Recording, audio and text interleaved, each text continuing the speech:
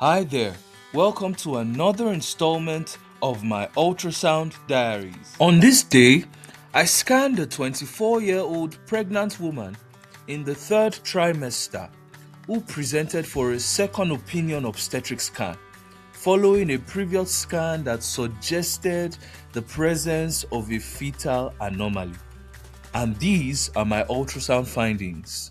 Upon sonographic evaluation of the fetus, I identified a rounded, heterogeneous, echogenic mass with lobulated margins and multiple internal cystic or anechoic components, as you can see here, just anterior to the fetal head.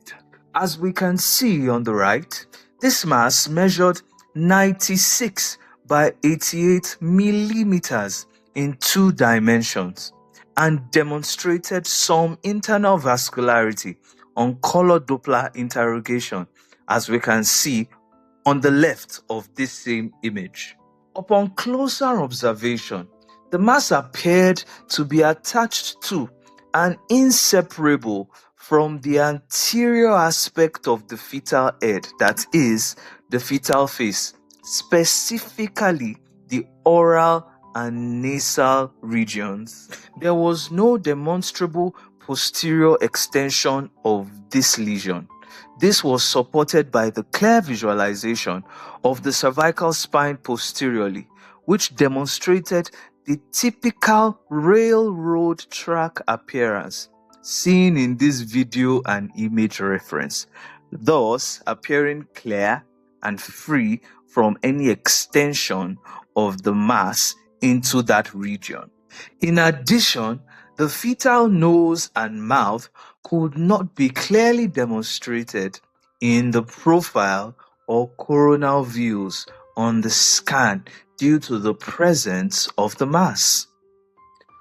Another important observation was the presence of polyhydramnios, demonstrated by an amniotic fluid index of 48.07 centimeters. All other fetal biometric parameters were within normal limits, with no significant discrepancies. The biparietal diameter, head circumference, femur length, and abdominal circumference were all appropriate. The fetal heart rate was also normal. All these ultrasound features were most consistent with an oropharyngeal teratoma. And here is my report. A rounded heterogeneous echogenic mass with lobulated margins and multiple internal cystic components is seen arising from the fetal face, closely associated with the oral and nasal echoes. The lesion measures approximately 96 by 88 millimeters in 2 dimensions and demonstrates mild internal vascularity on color Doppler examination. The cervical spine is visualized and appears intact with no evidence of posterior mass extension. There is associated polyhydramnios with an AFI of 48.07 centimeters.